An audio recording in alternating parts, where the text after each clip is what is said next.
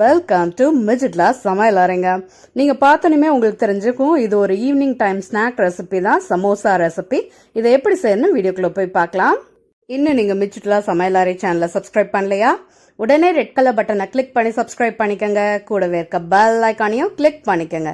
உடனுக்குடன் அப்டேட்ஸ் உங்களை தேடி வருங்க. நம்ம இன்னைக்கு சமோசா பண்ண போகிறோம். அதுக்காக நான் ஒரு பவுலில் 1 கப் மைதா மாவு எடுத்துக்கிட்டேன். அது கூட 1/2 டேபிள் ஸ்பூன் தூள் உப்பு சேர்த்துக்கிட்டேன். இது கூடவே குக்கிங் ஆயில் சேர்த்துக்கிறேன். 2 டேபிள் ஸ்பூன் ரீஃபண்ட் ஆயில் சேர்த்துக்கிறேங்க.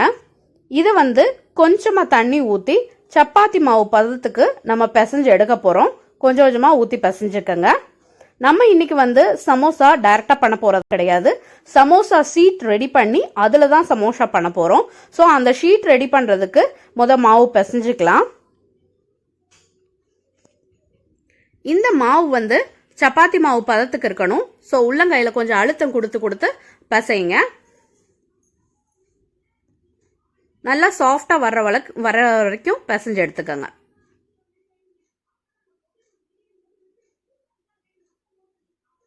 இந்த அளவுக்கு சாஃப்டாக இருக்கணும். இப்போ இது ஒரு 1/2 மணி நேரம் ஊற வச்சிடலாம். அதுக்கப்புறம் நம்ம செய்ய ஆரம்பிக்கலாங்க. அப்போதான் நம்மளுக்கு சமோசா கரெக்டாக இருக்கும். ஒரு கடாயில் தேவையான அளவு எண்ணெய் சேர்த்திக்கிறேன். இதில் 1 டீஸ்பூன் சோம்பு போட்டுறேன். இது பொரிஞ்சோனையும் ஒரு பெரிய வெங்காயத்தை கட் பண்ணி வச்சுருக்கேன், அதை சேர்த்திக்கிறேங்க. இதை நல்லா 1 நிமிஷம் வதக்கி எடுத்துக்கலாம். இது கொஞ்சம் கலர் சேஞ்ச் ஆனோனையும் நம்ம இஞ்சியை துருவு போகிறோம். இந்த மாதிரி இஞ்சி ஒரு துண்டை எடுத்து துருவிக்குங்க. ஒரு சின்ன துண்டு இருந்தால் போதும். இது நல்லா சேர்த்தி கிளறி எடுத்துக்கோங்க. இப்போ நான் ஒரு தக்காளியை ஆல்ரெடி அரைச்சி எடுத்து வச்சுக்கிட்டேன். அதோட விழுதை சேர்த்திக்கிறேன். சேர்த்தி நல்லா கிளறி விட்டுருங்க. இதோட பச்சை வாசனை போகிறதுக்காக நான் கொஞ்சம் உப்பு சேர்த்திக்கிறேன். ஒரு 1/2 டீஸ்பூன் உப்பு சேர்த்தி இதை நல்லா கிளறி விட்டு 1 நிமிஷம் கைவிடாமல் கிளறி எடுத்துக்கிறேன்.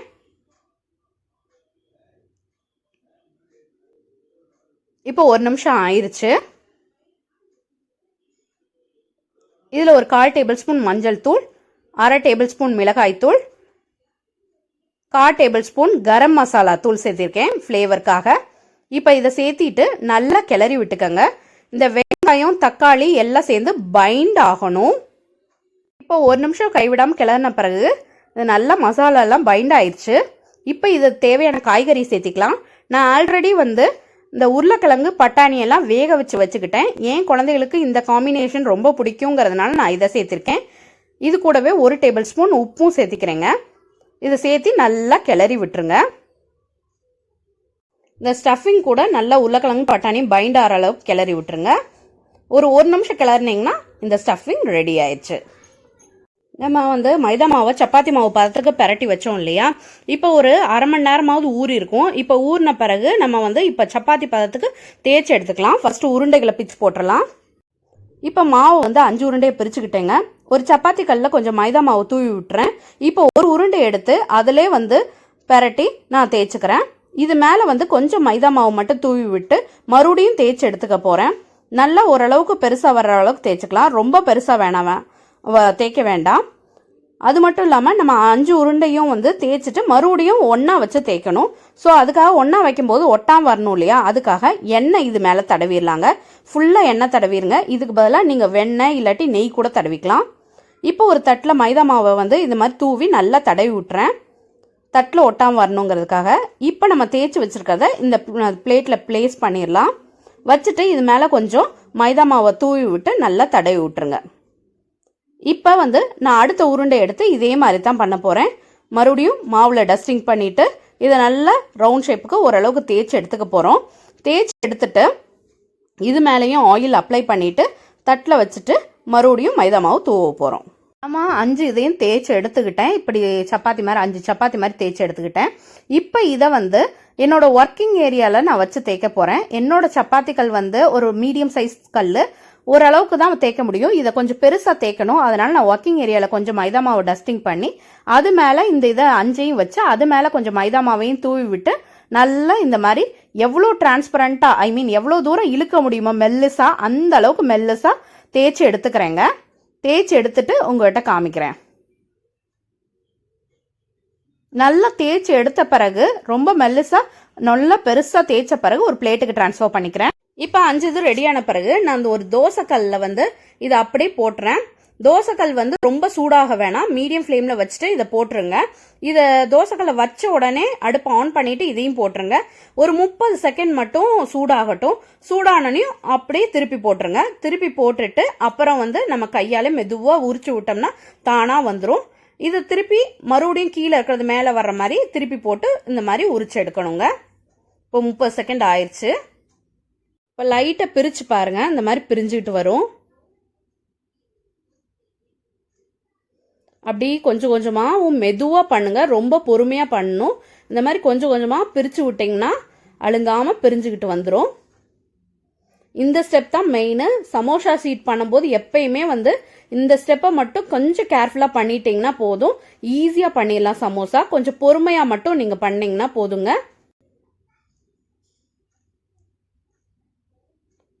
அது எடுக்கும்போது ஸ்டார்டிங் கொஞ்சம் ட்ரபிளிங்காக இருக்கும். மறுபடியும் எடுத்துட்டிங்கன்னா பாருங்கள் எவ்வளோ டிரான்ஸ்பரண்ட்டாக இருக்குன்னு பார்த்தீங்களா. நான் 5 இதையும் போட்டு எடுத்துட்டேன். இந்த மாதிரி தனித்தனியாக லேயர்ஸ் மாதிரி வந்துருச்சு. இப்போ இதை வந்து நான் ஒர்க்கிங் ஏரியாவில் வச்சுக்கிறேங்க. இப்போ இது வந்து ரவுண்ட் ஷேப்பில் இருக்குது. நம்மளுக்கு ரவுண்ட் ஷேப் தேவை கிடையாது, நம்மளுக்கு ஸ்கொயர் ஷேப்பில் இருந்தால் தான் வந்து கட் பண்ண முடியும். ஸோ அதுக்காக வந்து நான் சைடு எண்டெல்லாம் கட் பண்ணிக்க போகிறேன். அதுக்காக ஒரு மரக்கரண்டி எடுத்துக்கிட்டேன். உங்கள்கிட்ட ஸ்கேல் இருந்தால் ஸ்கேல் எடுத்துக்கோங்க. என்கிட்ட பீஸா கட்டர் இருக்கிறதுனால அதை வச்சு நான் கட் பண்ணிக்கிறேன். நீங்கள் வந்து கத்தி வச்சு கட் பண்ணாலும் சரி, இந்த மாதிரி பீஸா கட்டர் இருந்தாலும் கட் பண்ணிக்கோங்க. இப்போ இந்த சைட்ஸ் எடுத்து விட்டுறலாம். பாருங்கள், ஸ்ட்ரைட்டாக ஒரு லைன் கிடச்சிச்சு. இதே மாதிரி எல்லாத்தையும் கட் பண்ணிக்கலாம். இப்போ ஸ்கொயர் ஷேப்பில் கட் பண்ணியாச்சு. இப்போ சென்டரில் நம்ம கட் பண்ணிக்கலாம். இப்போ இந்த ஸ்கொயரை 2 ரெக்டாங்கிளாக பிரிச்சுக்கிறேன். இப்போ இதில் ஒரு சைடு வந்து நம்ம வச்சு யூஸ் பண்ண போகிறோம். இன்னொரு பார்ட் வந்து நம்மளுக்கு தேவையில்லை, லேட்டர் யூஸ்க்காக நான் எடுத்து வைக்க போகிறேன். இப்போ தேவையானதை எடுத்து வச்சிட்டேன். ரிமைனிங் பார்ட்டை வந்து நான் என்னென்னா ஒரு ஜிப்லாக் கவர்ஸ் வச்சுருக்கேன். அதில் வந்து இந்த இதை வச்சு ஸ்டோர் பண்ண போகிறேன். நீங்கள் இதுக்கு பதிலாக விராப்பிங் ஷீட் இல்லாட்டி ஸ்டோரேஜ் பாக்ஸில் வச்சுக்கலாம். இப்போ இதை ஃப்ரிட்ஜில் வச்சுட்டு வந்துடுறேன். இப்போ வந்து ஸ்டஃபிங் ரெடியாக எடுத்து வச்சிட்டேன். இப்போ நம்ம ஷீட்ஸை வந்து அந்த சமோசா செய்ய ஆரம்பிக்கலாம். ஒரு சீட்டை ஃபஸ்ட்டு எடுத்துக்கிட்டேன். இப்படி எடுத்துக்கிட்டு இந்த ஷீட்டை இந்த மாதிரி கையில் வச்சுக்கோங்க, உள்ளங்கையில் வச்சுட்டு இந்த கார்னர் இருக்கு இல்லையா, இதை பிடிச்சி மேலே மடக்கிங்க. ட்ரையாங்கிள் ஷேப்புக்கு மேலே கரெக்டாக லைனில் இருக்க மாதிரி பார்த்துக்கோங்க. இப்படி மடக்கிட்டு இந்த மடக்கல் வந்து இப்படி திருப்பி ட்ரையாங்கிள் ஷேப்புக்கு மடக்கிங்க. ஃபஸ்ட்டு கீழேருந்து மேலே மடக்கிங்க. இப்போ மறுபடியும் இதை வந்து திருப்பியும் ஆப்போசிட் சைடில் மடக்கலாம். இப்போ மடக்கிற அந்த இடத்துல வந்து நம்ம ஒட்டணும். ஏன்னா இந்த ஷீட் வந்து ட்ரையாக இருக்கும். அதுக்காக மைதா மாவில் கொஞ்சம் தண்ணி கலந்து பேஸ்ட் பதத்தில் எடுத்துக்கிட்டேன். இது கம் மாதிரி இருக்கும் ஒட்டுறதுக்கு. ஸோ வந்து இது ஒட்டிருச்சுன்னா இது வந்து நல்லா ஸ்டிஃபாக இருக்கும் நம்மளுக்கு சமோசா. அதுக்காக தான் இந்த சைட் கார்னர்ஸ்லாம் வச்சுட்டு இந்த மடக்கலை வந்து அந்த ஃபோல்டிங்கை கரெக்ட் பண்ணி விட்டுறேன். இப்போ நடுவில் பாக்கெட் மாதிரி நம்மளுக்கு கிடச்சிருச்சு. இதில் நம்மளுக்கு தேவையான ஸ்டஃபிங் வச்சுக்கலாம். நான் செய்கிறது மீடியம் சைஸ் சமோசா தான், அதனால் தேவையான அளவுக்கு ஸ்டஃபிங் வச்சுக்கிறேன். நீங்கள் பெருசாக செய்யும் போது நிறைய ஸ்டஃபிங் வச்சு செய்யுங்க. இப்போ இந்த சைடு நம்ம ஃபோல்ட் பண்ணோம் இல்லையா, அங்கேயும் கொஞ்சம் மைதா மாவை தடவிடலாம். தடவிட்டு இதை கரெக்டாக வச்சு ஃபோல்ட் பண்ணுங்கள். ஃபோல்ட் பண்ணும்போது நிதானமாக ஃபோல்ட் பண்ணுங்கள். அந்த சைடு எட்ஜஸ்லாம் கரெக்ட் பண்ணி விட்டுருங்க. அப்போ தான் சமோசாவோட ஷேப் கரெக்டாக கிடைக்கும். நம்மளுக்கு சமோசா ரெடி ஆயிடுச்சு. இப்போ இதே மாதிரி 5 சமோசாவை ரெடி பண்ணிக்கலாங்க.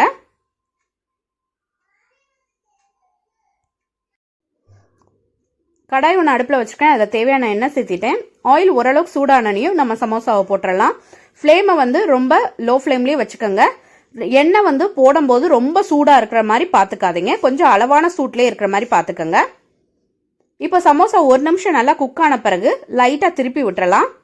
நான் அளவாக தான் சமோசா செய்கிறேன், அதனால் 2 போட்டு எடுத்துக்க போகிறேன். இப்போ 1 நிமிஷம் மறுபடியும் இந்த சைடு குக் ஆகட்டும். மறுபடியும் நம்ம திருப்பி விட போகிறோம். ஒரு 1 நிமிஷம் கழிச்சு மறுபடியும் திருப்பி விடுங்க. அப்புறம் மறுபடியும் 1 நிமிஷம் கழிச்சு மறுபடியும் திருப்பி விட்டு குக் ஆனானையும் நம்ம பிளேட்டுக்கு டிரான்ஸ்ஃபர் பண்ணிடலாம். நம்மளோட சூடான சுவையான சமோசா ஈவினிங் டைம் ஸ்நாக்ஸ்க்காக ரெடி ஆயிடுச்சுங்க. நான் இன்னைக்கு உருளைக்கிழங்கு பட்டாணிலாம் போட்டு ஸ்டஃபிங் பண்ணேன். இதுக்கு பதிலாக நீங்கள் வெங்காயம் தக்காளி மட்டுமே போட்டு பண்ணலாம். ஆல்ரெடி சொன்ன மாதிரி அந்த சமோசா சீட் ப்ரிப்பேர் பண்ணும்போது கரெக்டாக ப்ரிப்பேர் பண்ணிங்கன்னா சமோசா பர்ஃபெக்டாக வரும். டேஸ்ட்டும் நான் பண்ணி பார்த்துட்டேங்க, ரொம்ப யம்மியாக சூப்பராக வந்திருக்கு. பர்ஃபெக்டாக கடையில் வாங்குற அதே டேஸ்ட்லேயே வந்திருக்குங்க. நீங்களும் இதே மாதிரி ட்ரை பண்ணி பாருங்க. ட்ரை பண்ணி பார்த்துட்டு எப்படி வந்துச்சுங்கிறத மறந்துடாமல் எனக்கு கமெண்ட் செக்ஷனில் கமெண்ட் பண்ணுங்க. இந்த வீடியோ உங்களுக்கு பிடிச்சிருந்தா என் வீடியோவை லைக் பண்ணுங்க, ஷேர் பண்ணுங்க, கமெண்ட் பண்ணுங்க. என் சேனலுக்கு நீங்கள் புதுசாக இருந்தால் என் சேனலை சப்ஸ்கிரைப் பண்ணிக்கோங்க. கூடவே இருக்க பெல் ஐக்கானை மறந்துடாமல் கிளிக் பண்ணிக்கோங்க. இன்னொரு வீடியோவில் பார்க்கலாங்க. Until I meet, it's signing off from Michitla. Thank you. Bye.